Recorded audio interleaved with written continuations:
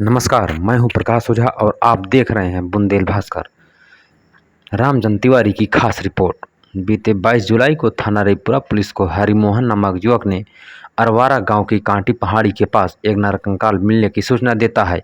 इसके बाद रईपुरा पुलिस बच्चा निषाद को इस बात की जानकारी देती है और प्राप्त वस्तुओं के आधार पर कंकाल की पहचान सुमेर पुत्र बच्चा निषाद निवासी रगौली राजा थानापुर के रूप में होती है।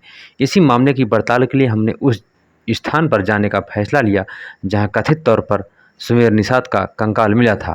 शरद भावना के संरक्षक रामचंद्र तिवारी की अगुवाई में हमारी टीम पथरीले कटीली झाड़ियों से बने सकरे रास्तों से होते हुए खामोशी की चादर ओढ़े कांटी पहाड़ पर करीब 70 फीट ऊपर जाने की ओर प्रयास करती है और धीरे धीरे उन बड़े पत्थरों कटीले रास्तों से होते हुए आखिर हम कांटी पहाड़ी के ऊपर उस स्थान पर पहुंच जाते हैं जहां बीते 22 जुलाई को रईपुरा पुलिस को एक नरकंकाल मिला था।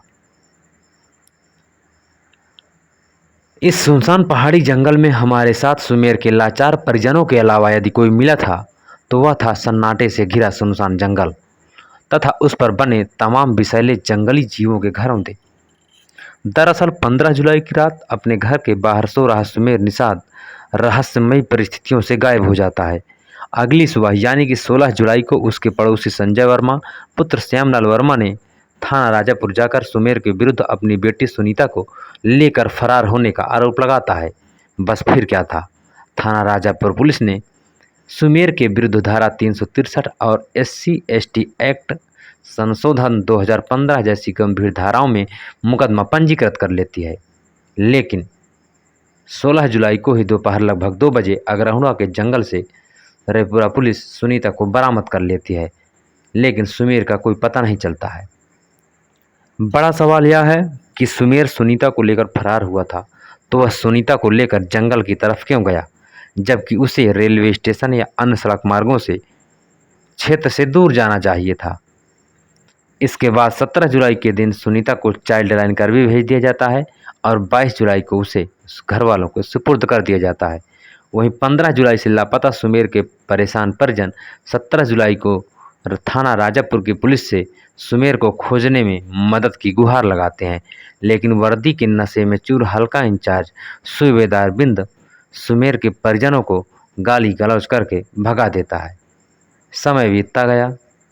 सुमेर के घरवाले उसे खोजने में दिन रात हलाकान रहते हैं। 22 जुलाई की शाम करीब 3 बजे रईपुरा पुलिस को अरवारा मोड़ के पास यानी जहां सुनीता मिली थी उसके 3 किलोमीटर पश्चिम दिशा में कांटी पहाड़ी के जंगलों में एक कंकाल मिलता है। उसी कंकाल के पास मोबाइल फ़ोन, उस पर लगी सिम, चप्पल और कपड़ों के आधार पर उसकी शिनाख्त सुमेर पुत्र बच्चा निषाद निवासी रगौली थाना राजापुर के रूप में की जाती है। 23 जुलाई को पोस्टमार्टम होता है। पोस्टमार्टम के बाद बवाल की आशंका को देखते हुए भारी मात्रा में पुलिस बल की मौजूदगी में उस कंकाल को घर वाले अग्निदाह कर देते हैं और शांतिपूर्ण रूप से अग्निदाह हो जाता है। इसके पश्चात 3 नामजद लोग संजय रोशन और राजा समेत कुछ अज्ञात लोगों पर धारा 302 व धारा 201 के तहत मुकदमा पंजीकृत कर लिया जाता है। सुमेर के पिता बच्चा निषाद और भाई अश्विनी ने बताया कि उनके बेटे सुमेर की बात संजय वर्मा की पुत्री सुनीता से होती थी। इसी बात से संजय नाराज था। उसने षड्यंत्र रचकर अपनी पुत्री सुनीता से फोन के जरिए सुमेर को मिलने के लिए बाहर बुलाया था। उसके बाद कई लोग मिलकर सुमेर का अपहरण करते हैं और उसके बाद उसकी हत्या कर देते हैं। फिलहाल रईपुरा थाना पुलिस को कंकाल और सुमेर के परिजनों के DNA रिपोर्ट का इंतजार है। अब देखना यह है कि रईपुरा थाना की पुलिस इस मामले पर क्या खुलासा करती है और पुलिस के आला अधिकारी लापरवाह उप निरीक्षक सूबेदार बिंद पर क्या कार्रवाई करते हैं। रामचंद्र तिवारी के साथ प्रकाश ओझा की खास रिपोर्ट। तो दरोगा हमें कहा इसकी उसको खोजो, हमको भगा दिया गाली वाली देकर। अच्छा ठीक है। मृतक सुमेर का भाई भी मेरे पास खड़ा हुआ है और ये भी खोज रहे हैं। ये लोग खाना पीना छोड़ करके और पूरा उसी की तलाश में जुटे हुए हैं।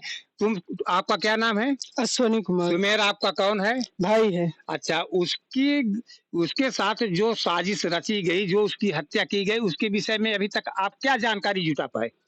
कुछ भी जानकारी ये जहाँ तक बता रहे हैं कि फंदा लटका था। अगर फंदा लटका तो पेड़ के नीचे ब्लड मिलता, मगर वहाँ तो कोई पेड़ नहीं दिख रहा। वो 10 फुट 15 फुट दूरी ब्लड जाएगा क्या?